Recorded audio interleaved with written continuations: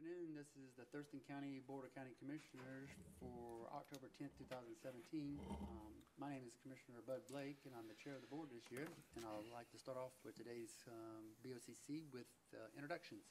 To my left is Commissioner Gary Edwards. To my right is Commissioner John Hutchings. To his right is Labanita Bomar, the clerk of the board. To her right is Romero Chavez, the county manager. To his right is Robin Campbell, who is the assistant county manager and budget officer. And to her right is not Elizabeth Petrich, Scott Cushing, deputy prosecuting attorney. With that in mind, I'll ask Commissioner Hutchings to lead us in the Pledge of Allegiance. So please stand. Join us in the Pledge of Allegiance. I pledge allegiance to the flag of the United States of America and to the republic for which it stands, one nation, under God, indivisible, with liberty and justice for all. Thank you. Fantastic. Well, with that in mind, is there a motion to approve today's agenda? Mr. Chair, I move to approve the Tuesday, October 10, 2017 agenda. Second. It's been moved and seconded to approve the Tuesday, October 10th, 2017 agenda. All those in favor say aye. Aye. Aye, and that motion carries. And for the board meeting minutes of October 3rd, 2017. I move to approve the board meeting minutes from October 3, 2017. Second. It's been moved and seconded as stated. All those in favor say aye. Aye. Aye. Aye, and that motion carries also. So today we're going to start off with a great proclamation, or is it a presentation? I'm sorry, a presentation of Thurston County Flood Awareness, and we have Mr. Kurt Harding, who is the Director of the Emergency Services for Thurston County. He's going to give us some background on it. Good afternoon. I'm here to talk about Flood Awareness Week, as well as Washington State Preparedness Month, NOAA Weather Radio Month, and the Great Shakeout Drill. October is celebrated as Washington State Disaster Preparedness Month and National Oceanic and Atmospheric Association Weather Radio Awareness Month. Weather radios are designed to alert people about impending severe weather so they can take action to protect themselves and their property. In support of Disaster Preparedness Month, the Great Shakeout Earthquake Drill will take place on October 19th at 10:19 a.m. People from around the world will participate by dropping, covering, and holding at the designated time. The week of October 16th is Flood Awareness Week. The purpose of Flood Awareness Week is to educate people about personal safety, preparedness, flood insurance, and property protection measures. Floods are the most prevalent natural hazard in Thurston County. Since 1962, the county has had 18 federal declared disaster declarations related wholly or in part to flooding. There are several types of flooding that occur in Thurston County. They include river flooding, marine coastal flooding, urban flooding, lake flooding, and high groundwater flooding. All of these types of flooding are capable of harming people, damaging structures, and contaminating wells and septic systems. County activities taking place to promote flood awareness include publication of our annual flood bulletin, which is mailed to residents living in mapped flood areas and available to all residents within the county libraries and on the county website. Annual testing of our public notification system during the week of October 16th. This system is used to alert and inform the public during floods and other disasters. People can sign up free of charge and to be notified of these types of alerts. Map Your Neighborhood Train the Trainer training, October 17th from 6 o'clock to 7:30 p.m. at the Emergency Coordination Center. And flood response and sandbag training for disaster assistance response team volunteers on October 28th. People who are interested can call Vivian Eason of our staff at 360-867-2825 for more information or go to our website. Additional information from Thurston County Hazards and how to prepare is available on the Thurston County Emergency Management website and through Facebook and Twitter. And I'd also like to add a personal note for Flood Awareness Week is that not all floods happen in the floodplain or the floodway. I don't live in a special flood hazard area, and yet I've got flood insurance, and I've had to collect on it 3 times in the last 20 years within the county. So I encourage people to take a look at flood insurance, not only if you live in a special flood hazard area, but also if you don't. So therefore, I recommend that the Board of County Commissioners proclaim that Thurston County observe Washington State Preparedness Month and NOAA Weather Radio Month, and will participate in the Great Shakeout Earthquake Drill on October 19th at 10:19 a.m. and further proclaim the week of October 16th at Flood Awareness Week. Any questions? Thank you, Kurt. Yes, and thank you for all emergency management does to keep us all safe and prepared. That's it. If I could just kind of go back for a second and walk us through the alert system. I mean, we can't stop Mother Nature from doing her thing as far as floods or any other kind of emergencies, but can you just slow it and walk us through what the alert, is it Alert One or Alert Sense or something like that? Alert Sense. Yeah, and what that is and what it does for the community, and why I think it's important is because being notified and informed really is the key here, even though Mama Nature is doing her thing. Citizens within the county, residents within the county can sign up for Alert Sense. Alert Sense is a notification system that you opt into, and that we can put out notifications for weather incidents, for any type of, and we used it recently for the Scatter Creek fire. So when you take a look and have evacuation notices that can go out, we can provide information on situational awareness to citizens and residents within the county. So we can have residents can sign up for free and opt in to this valuable service, and we can target it towards notifications by geographic areas within the county. So if it just is applicable to one geographic area of the county, say one city or town, we can go ahead and just have that area notified of impending disasters or emergencies. Yeah, I have a question when you're done. Yeah, so all, what's the word I'm looking for? The information is not shared, it's secured. Information is secured, it's kept private, it's not shared or disseminated to anybody else. So people who sign up, their information is secure. Right, okay, there you go. So Kurt, what's the threshold for Alert Sense to get notification? If there was a hazmat spill somewhere in the county, does that go out as well? Or traffic diversions? It goes out depending on if there's evacuation notices that have to go out, or if there's a sense of we have to notify the public of something that's impending. So Ready, Set, Go is what we use for our levels 1, 2, and 3 for evacuation. So if the sheriff's office working with us determines that there might be a situation where there's an evacuation required or potentially could be required, we then turn around and start that process of notifying the public. Okay. Because I know some people want to know what's going on everywhere, and others say, leave me alone. I don't need to know this stuff, and they turn off the notification. Right, correct, and we try to make it so it's not onerous, so people don't turn off the notification. That's why we use it only exclusively for very few times when we actually need to notify the public of something impending. All right, thank you, sir. All right, he's going to read the proclamation now. Whereas Thurston County has experienced disasters in the past, and scientific evidence indicates the county remains vulnerable to natural and human-caused disasters in the future, and whereas loss of life and property damage can be significantly reduced if citizens are prepared for disasters, including readiness to be self-sufficient for a minimum of 2 weeks, and by taking appropriate measures before, during, and after a disaster. And whereas floods are the most prevalent natural hazard in Thurston County, and 18 federal disaster declarations since 1962 related wholly or in part to flooding. And whereas the citizens of our county should be educated and prepared for flood safety and property protection measures, and county agencies along with employees should be prepared to provide essential public services after disasters and be prepared to support the county's response and recovery mission.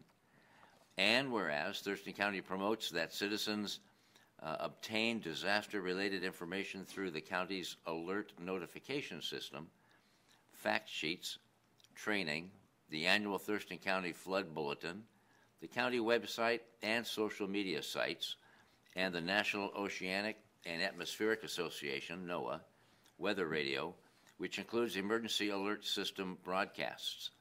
Now, therefore, be it resolved that the Board of Thurston County Commissioners hereby proclaim that Thurston County will observe Washington State Preparedness Month and NOAA Weather Radio Month during the month of October, and will participate in the Great Shakeout Earthquake Drill on October 19, 2017 at 10:19 a.m., and further proclaims the week of October 16th, 2017 as Flood Awareness Week in Thurston County, state of Washington, and urges all citizens to take steps to prepare for the impacts of natural and human-caused disasters in their homes, businesses, and schools.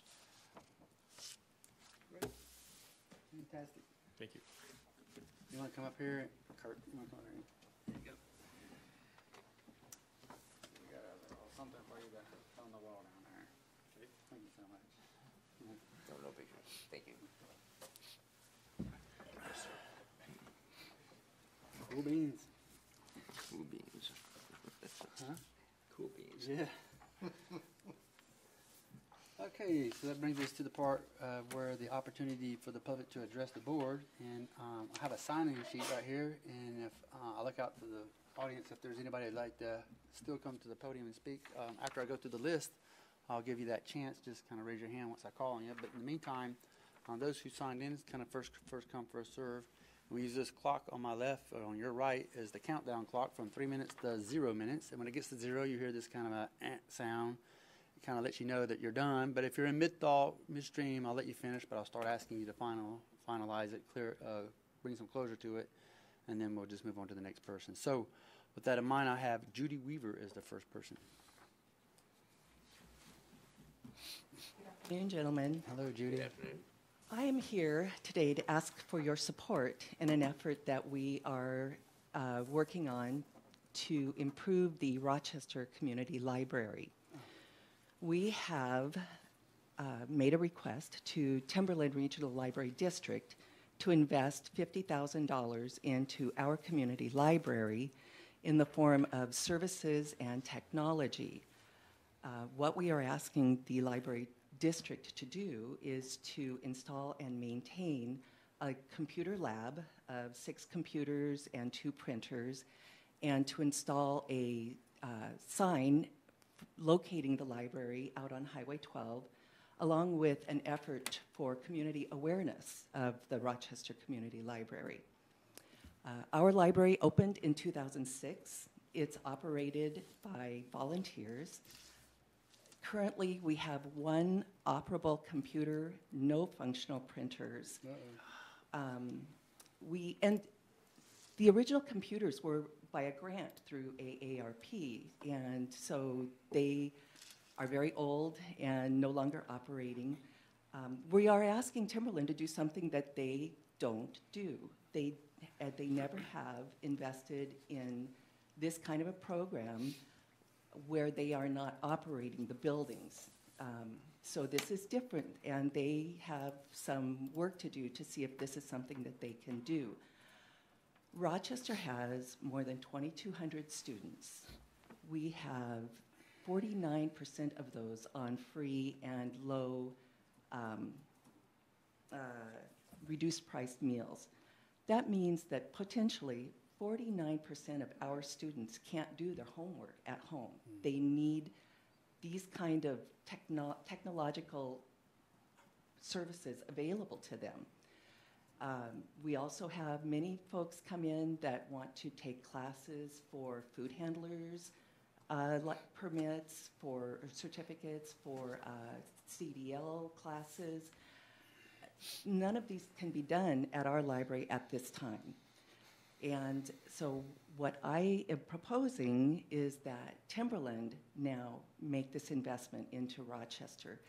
Currently, what they provide is a drop box for return items and a kiosk that has a computer that they can check out books and another computer where they can reserve books.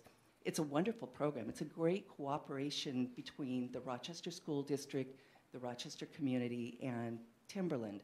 But I'm asking for more because our community needs more.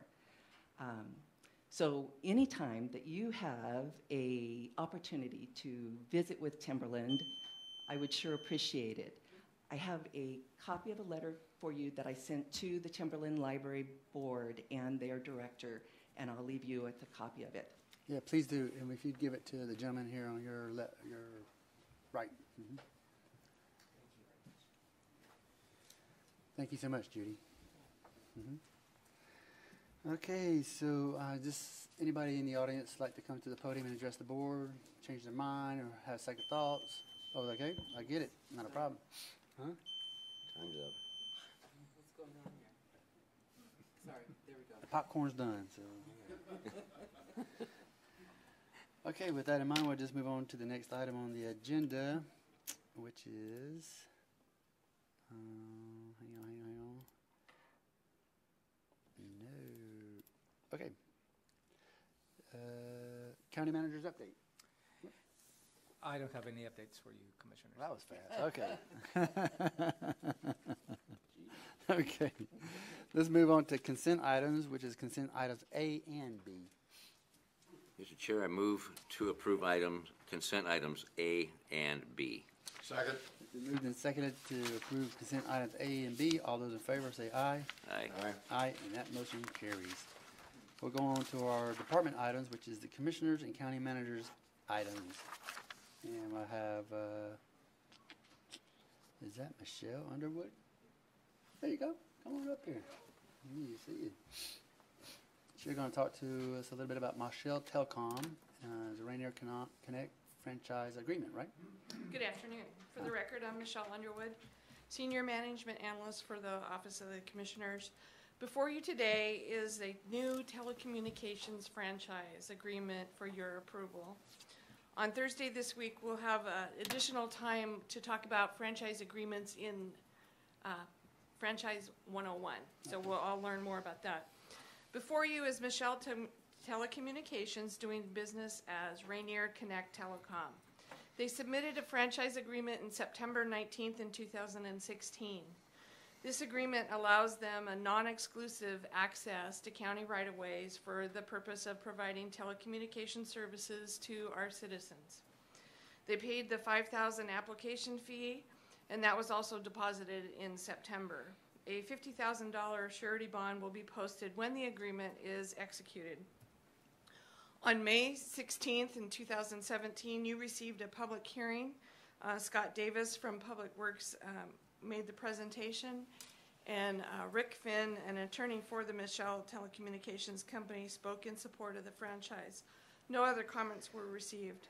This franchise agreement is a period of 5 years or 1 year after the county telecommunications ordinance is updated, whichever comes first.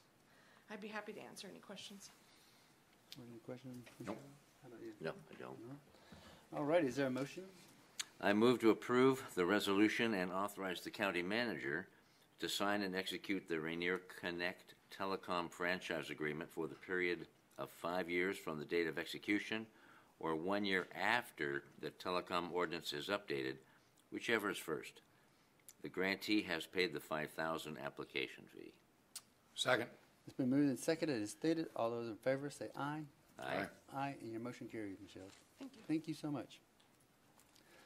So now we're at the point where county commissioners can report out as far as some of the boards or committees they sit on, some of the work sessions, or just what they've seen in the general public. And just I'll turn to my left and see if there's anything Commissioner Edwards has to. No, I think for expediency, I'm going to pass. Okay. How about you, Commissioner Hutchins? Anything? Since we got plenty of time, I'm gonna let it go.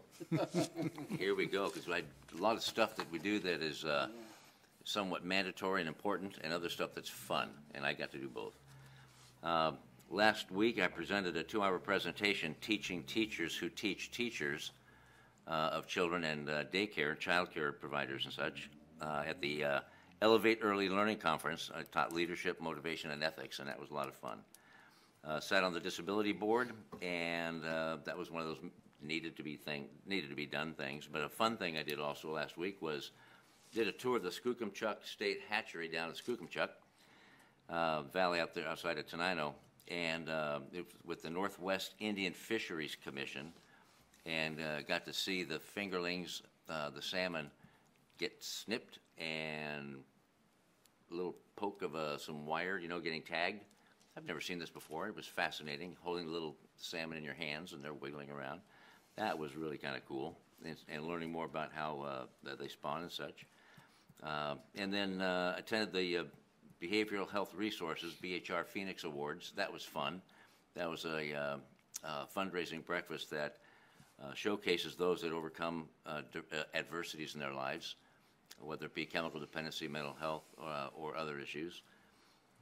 Attended the LOT 12th Annual Employee Appreciation Luncheon and event, and handed out, along with Commissioner Edwards, 5-year service awards all the way incrementally up to 30, was it 30 to 35? 35. Yeah. 35-year awards to people that have worked diligently that long. And the 35-year employee at Lot is an absolute brainiac at what he does. An exceptionally smart man. Attended the Animal Services Board and Thurston County, or the Thurston Regional Planning Council, and the Transportation Policy Board, and sat and held interviews of several people to sit on the board for a business representative and a citizen representative. And just last night, along with Jim Bachmeyer, attended the Lake Pattison Association meeting. They wanted to learn more about lake management issues and let me know about the speed limit issues and aquatic noxious weed issues and a variety of things dealing with lakes. And as I told them, I used to think that to live on a lake you were blessed, but now I think you're doomed. Or maybe it's a curse to live on a lake with so many doggone issues with toxicity and the algae bloom and such, although they're not having that issue now. They're very happy with the county, with the way things are going, but they have a lot of concerns, and they don't have a lake management district, nor do they want one yet. But that was very interesting, held out at the fire department district 3, I believe it was. That's it, Mr. Chair. All right. Did you change your mind? Nope. Okay. For some of the things that I've done in the past week or so, and I'll kind of touch on them as we go along. I think you and I went to the 100 Men event, and that is a anti-domestic violence annual event that we hold throughout the county, where we ask 100 men to join in and make a statement as far as ceasing and desisting all and domestic violence as much as possible. We know we can't get it done overnight, and the theory behind it is each year, this is our 3rd year, so we have, in theory, 300 men. Next year will be the 4th year, 400 men, 5th year, 500 men. Eventually we'll get to every man in this county, even if it takes us 100 years, to make a statement that it is not appropriate to commit domestic violence at home or outside the home, and that you should live a different lifestyle that incorporates harmony and love and trust in your own ways, as far as what you're doing at your house, but domestic violence is just not tolerated here. And it's going well. It's, like I said, our 3rd year, but Commissioner Everett and I say that because we're wearing purple. You'll see some of us wearing purple, and that's the color for anti-domestic violence here for the month of October. You'll see a lot of that in our Board of Health here later on this afternoon, but I want to make sure it's noted here for the BOCC. Also, last night I attended the American Breast Cancer Society kickoff, and that's why we're wearing pink in some ways to represent that. Yep, he's got one, he's got some pink. But it's to show that how it also impacts the community, individuals, communities, and houses and homes, family members, and as far as breast cancer.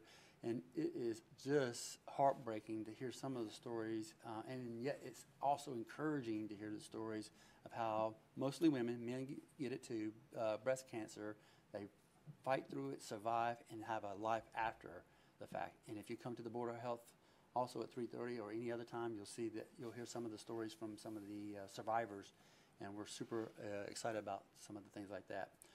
Also, earlier in the week, I attended the Capitol Lake Executive Committee. I haven't announced that in a while because it's been on hold, and the 30-second update on that is that the legislation over here on the Hill has the capital budget in a holding pattern, if you will, all because of the Hearst decision. There's some disagreement, agreement, however we look at it, is why the capital budget is held up by the Hearst decision. But nonetheless, there is an executive committee that meets, used to be regularly, but since it's on hold, and we got together just to figure out what the next couple of steps are. And really, it's not much to do until that happens, but it's whether to allow an estuary or the lake, one or the other, or a hybrid is the decision that's going to eventually evolve. The trick to this is to have what they call the EIS, the Environmental Impact Statement. Now, don't get too happy fast. This is going to take a 4-year time to do this study to get everything just right so we can make a factual conclusion on what way this should go as far as estuary, lake, or hybrid. But that's kind of what we talked about. And so, and also earlier in the week, we had an update on the Hearst decision. I think it's important to announce that because about every 90 days, we bring our staff in. They give us an update where they're at on as far as the gathering of data and data points to determine the inventory of water here in Thurston County, which the Supreme Court mandated that we are supposed to, I'll say, have a oversight or a better oversight of individual permits, exempt water permit, exempt well permits. And so we're not at that point yet. We're still business as usual until we get that data final to a final point where we can actually make some policy decisions. So every 3 months we get that. We just had our last briefing on 5 September. So a couple other things we did. One more thing I wanted to share.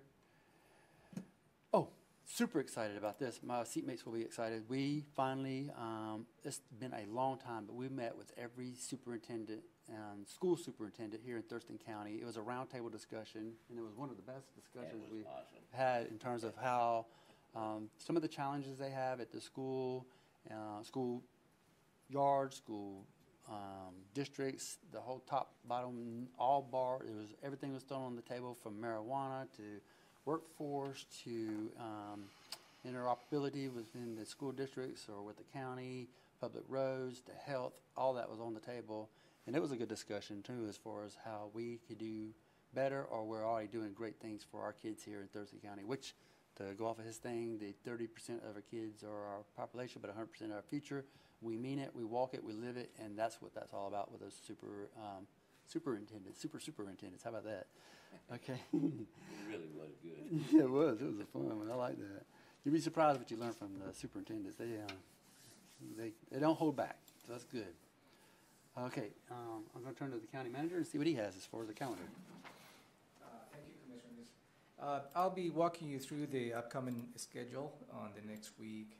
The appointments I'm going to be mentioning is where at least 2 commissioners will be present, and you may have individual appointments or your individual calendars. Beginning this afternoon at 3 in the afternoon, here in 30 minutes or so, you have 2 public hearings. One, to consider public testimony on 2 applications for the 2017 Open Space Tax Program, followed by the public hearing on the Holiday Valley non-exclusive franchise in counties right away. And at 3:30 in the afternoon, you have your regular Board of Health meeting. Moving to tomorrow, October 11th, at 8:30, you will begin your budget work sessions, and that is a continuation of the budget work session you started yesterday afternoon. That will take you to 11:30 in the morning, and then you will have a break for lunch. And at 1:30, you will reconvene again to continue the conversations on the budget. Moving to Thursday, October 12th, at 8:30, you will continue to have a budget work session until just about 10:30, where at 10:30, you will have an overview on the telecommunications franchise, as Michelle stated early in her presentation. Friday, October 13th at 9 in the morning, Commissioner Hutchins and Commissioner Blake will review the agenda for the Thurston Mason Behavioral Health Organization, as we know, the BHO.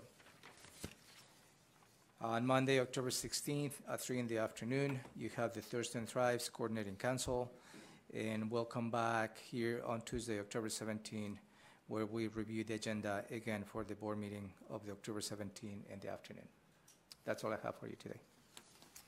Any questions of the manager? Any questions? Nope, thank you. Before we go to adjourn, I'd like to, there's one item I missed that's really important. It's been materializing over time. It's the Cold Weather Task Force. We started this about CWTF. We started about 4 weeks ago. We're still in the early stages of how we want to do our business rules and our process, but we finally got to a point where how the number of inventory of beds that we can have. Now, this is just for coming out of the cold weather. This is not, quote, sheltering or housing or anything like that. It's just for those who are homeless or in dire need to have a place to go for a short temporary time. And how many beds, I say beds because you can lay down, but you don't shelter there per se.